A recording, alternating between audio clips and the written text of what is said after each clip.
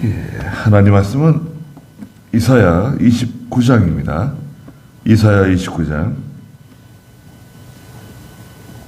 1절 말씀부터 말씀 보겠습니다. 이사야 29장 1절입니다. 화 있을 것이다. 아리엘이여, 아리엘이여, 다윗이 진을 섰던 성읍이여, 해마다 그 절기들은 돌아오겠으나 내가 아리엘을 괴롭게 할 것이니 거기에 슬픔과 통곡이 있을 것이며 그 성읍이 내게 아리엘처럼 될 것이다. 그랬습니다. 화 있을 것이다. 아리엘이여, 아리엘이여. 그랬습니다. 아리엘인데요. 엘은 하나님이거든요. 아리엘은 하나님의 성읍이란 뜻이에요. 하나님의 성읍, 하나님의 제단인 영적으로 예루살렘을 상징해요. 아리엘은 예루살렘이에요. 그 성읍은 하나님의 성읍이고 하나님의 제단이다. 다윗이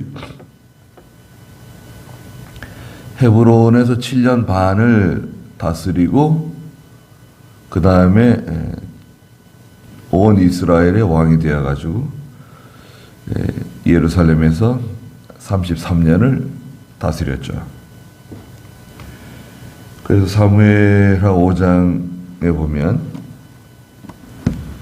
사무엘하 5장 5절부터 보면 그 내용이 나와요. 사무엘하 5장 5절 한번 읽어주시겠어요?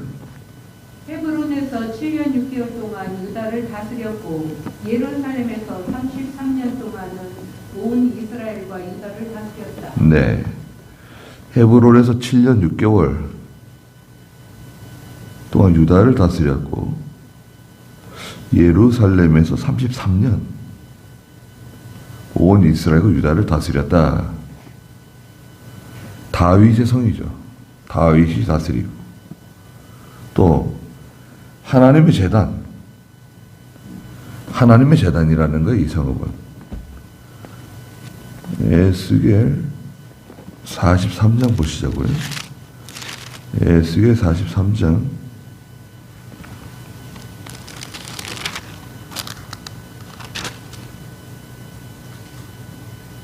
에스겔 43장 10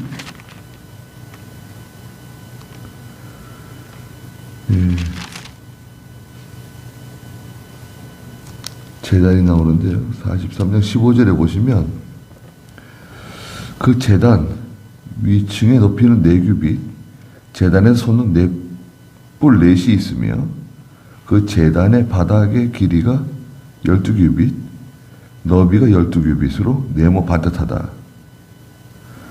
그래서 이 제단인데, 이 제단은 이제 하나님의 성전 그 앞에 있죠.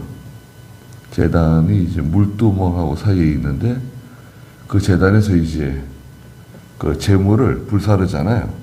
불사르는 제단이에요. 다윗이 진을 쳤던 성읍이다. 그렇죠. 다윗이 다스렸던 성읍. 해마다 절기들은 돌아온다. 해마다 절기가 돌아오죠. 6월절도 돌아오고 맥주절도 돌아오고 수장절도 돌아오고 초막절도 돌아오고 매년 절기가 돌아와요. 그런데 이게 다 형식적이다 이거예요.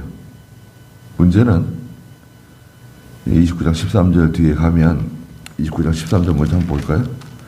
29장 13절에 보면 주께서 말씀하셨다. 이 백성이 입술로는 나를 가까이하며 입술로는 나를 존경하나 그 마음은 내게서 멀리 있으니 그들이 나를 경외하는 것은 사람의 계명으로 가르침을 받았을 뿐이다.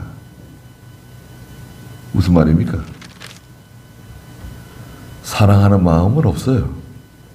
하나님을 경외하는 마음, 하나님을 진정으로 사랑하는 마음으로 하는 것이 아니라 이 전통, 인간의 전통과 인간의 관습, 그 의식에 쩌들어가지고 하나님을 섬기는 것이 다 이 형식주의로 바뀐 거예요. 외식이죠, 외식. 예. 다 형식주의로 바뀌고 사람들끼리 하는 거예요, 사람들끼리 이렇게 모여가지고 열심히 뭐 교제하고 뭐 서로 섬기고 받들고 다 하는데 하나님은 없어요. 왜 하나님이 없다 그러냐? 우상 섬기고요. 하나님께서 명령하신 거 순종 안 해요. 하나님도 섬기고 우상도 섬기고 같이 하는 거예요, 다. 예. 예배당에서 하나님 섬기고 예배당 바깥에 나가면 이제 우상 섬기고 그런 식이에요. 아리엘이여 다윗이 진을 쳤던 성읍이여 해마다 그 절기들은 돌아오겠으나 내가 아리엘을 괴롭게 할 것이다. 하나님이 아시리아를 보내가지고요 괴롭힌다는 거예요. 거기에 슬픔과 통곡이 있을 것이며 그 성읍이 내게 아리엘처럼 될 것이다. 무슨 말이에요? 제단에는 그 소나 양의 그 고기를 올려놓고 불사르는 것 아닙니까? 불살라버리겠다는 거예요. 불에다 집어넣는다는 거예요. 내가 예루살렘을 아리엘로 만들어 주겠다. 제단 위에 불 위에 살라지는 것처럼 큰 고난을 가져오겠다는 거예요. 원래는 하나님의 성읍이고 하나님의 제단이지만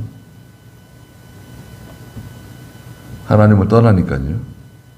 하나님께서 예루살렘, 하나님의 백성들을 제단 위에 고기 덩어리처럼 불살라버린다는 거예요. 큰 환난을 가져다 준다는 것입니다. 그 하나님을 섬길 때 그 진정성, 글쎄요. 진정성이 뭐 이렇게 내가 만들어지는 건 아니죠. 내가 진정성이 생겨야지. 진정한 하나님을 섬겨야지. 물론 그런 마음도 중요하지만 하나님 말씀을 순종하다 보면 그 진정성이 생겨요. 하나님 말씀 순종하다 보면 또 진리를 사모하고 하나님 말씀을 이렇게 청종하고 마음을 기울이고 귀를 기울이다 보면 깨닫는 진리가 생기잖아요. 깨닫는 진리가 생깁니다. 깨닫는 진리는 하나님 말씀을 붙잡고 그 말씀을 순종하는 가운데 만들어지는 진리라 그랬죠. 하나님 말씀을 딱 붙잡고 그 말씀을 순종하는 가운데 여러 가지 고난이 많지만 부딪히는 것이 많지만 그 말씀을 꼭 붙잡고 순종해 나가는 가운데 깨달은 진리가 그 속에 만들어져요. 그 진주예요, 진주. 진주를 돼지에게 던지지 말라는 거 아니에요. 깨달은 진리가 생기는데 돼지가 어떻게 알겠어요? 짐승이 그 진주의 가치를 어떻게 알겠어요? 받은 사람만 아니에요. 받은 사람만.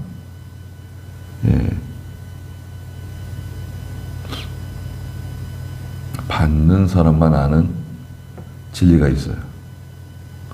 그러면 그것은 자동입니다. 자동으로 진정성이 생기는 거예요.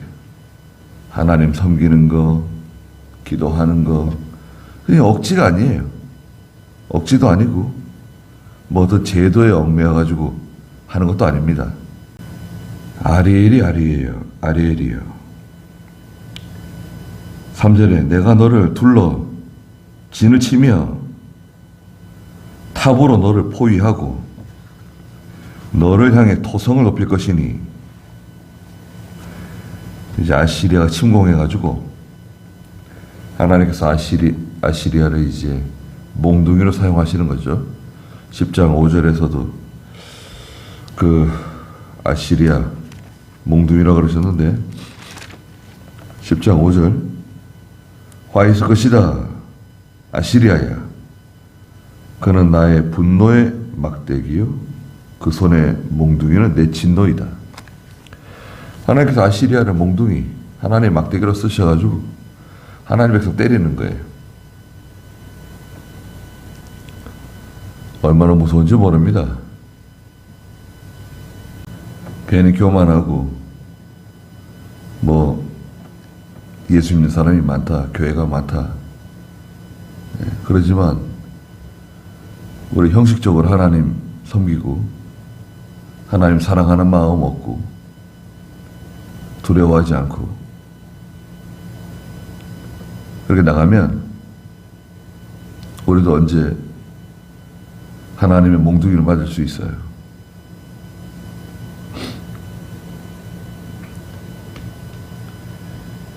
둘로 진치고 탑으로 너를 포위하고 너를 향해 토성을 높일 것이니 4절에 네가 결국 낮아질 것이다. 낮아지고 땅바닥에서 말할 것이다. 내 목소리가 티끌 속에서 낮아질 것이며 내 목소리가 마치 신접한 자의 소리처럼 땅에서 들려오고 티끌 속에서 내 말소리가 속삭일 것이다. 이 신접한 자가요. 무당 이 점쟁이들이 땅을 흙을 핥고 말이죠. 예? 흙을 핥고 돌을 핥고 이러면서 점을 쳤대요. 그래 너 신접한 자 의지하고 점쟁이 의지하고 무당 의지하고 그러는데 하나님 섬기면서 그래 한번 신접한 자의 말을 들어봐라.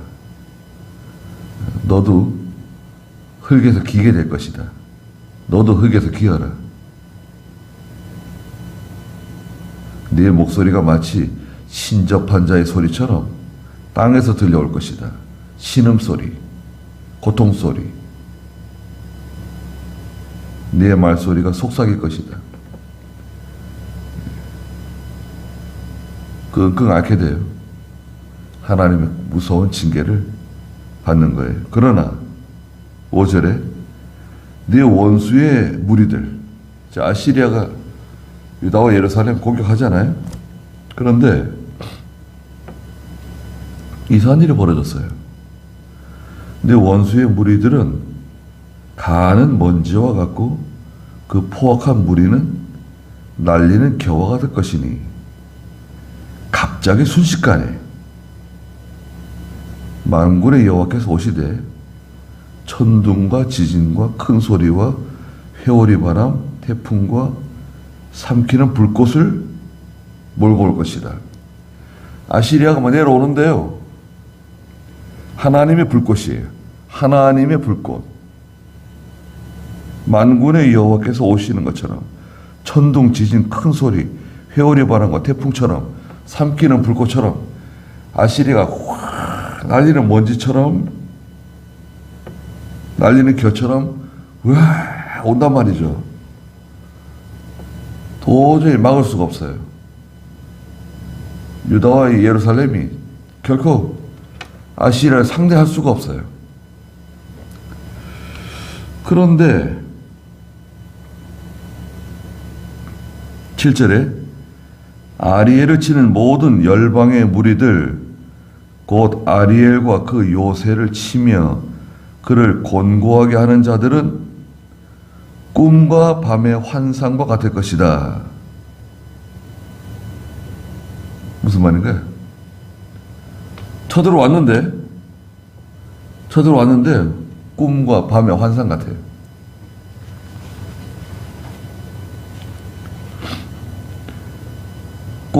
여러분, 꿈에 진수성찬을 먹었어요.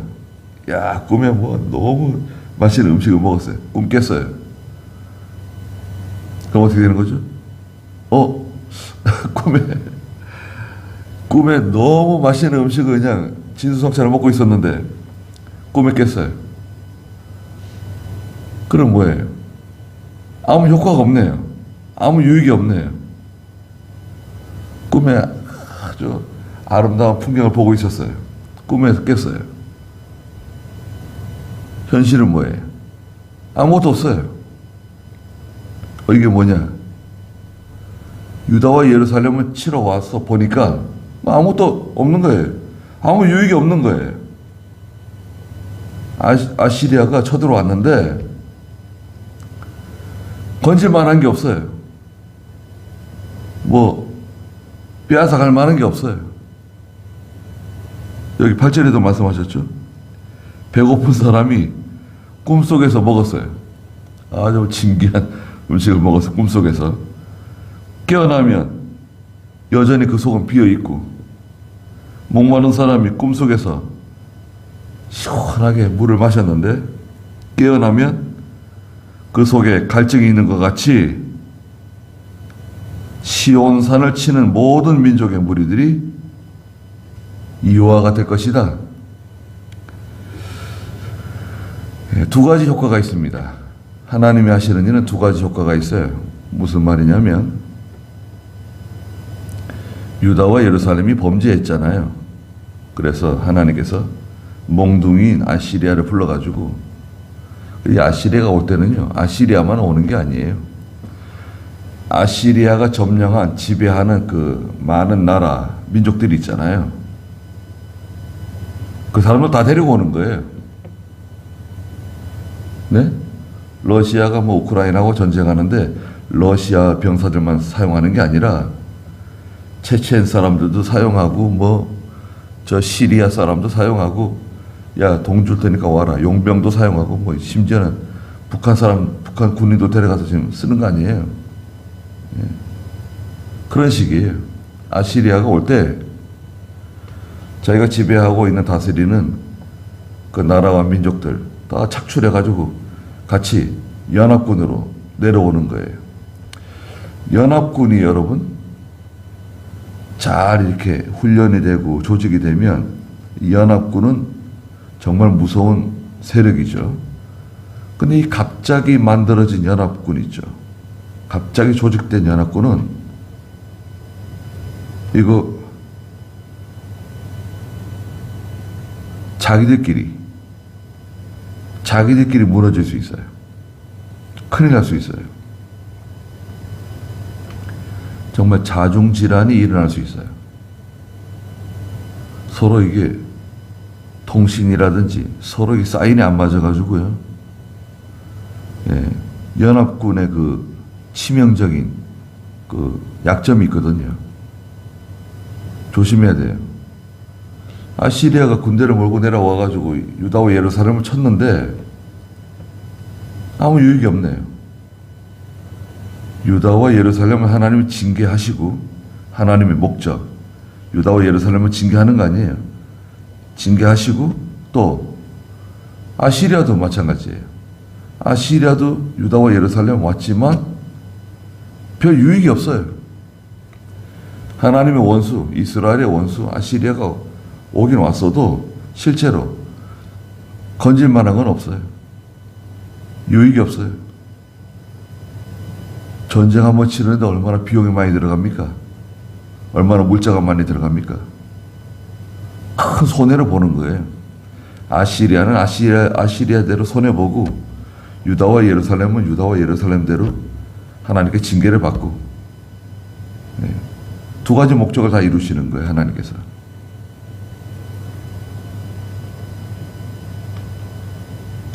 그래서요, 예, 오늘날 아리엘은 하나님 백성들이죠. 아리엘은 좋은 겁니다. 원래 좋은 거예요. 여호와의 성읍이고 여호와의 제단이에요. 그건 귀한 겁니다. 그러나 하나님을 사랑하는 마음, 진정성, 하나님을 두려워하는 마음, 그게 사라지면 안 돼요. 그걸 항상 경계하고 조심해야 돼요. 누가 나를 책망하는 사람이 없어도, 예? 나를 책망해주고, 예, 그렇게 살피시는 분이 없어도 자기를 항상 돌아봐야 됩니다. 자기를 항상 돌아보고 하여튼 조심해야 돼요. 참 조심스럽습니다. 예. 편안하다, 고요하다, 안전하다 그렇게 말하면 안 돼요. 그런 말이 우리 입에서 나오면 안 됩니다. 항상 긴장하고 조심해야 돼요. 마귀가 어디로 들어올지 몰라요. 네. 그러니까 자죠.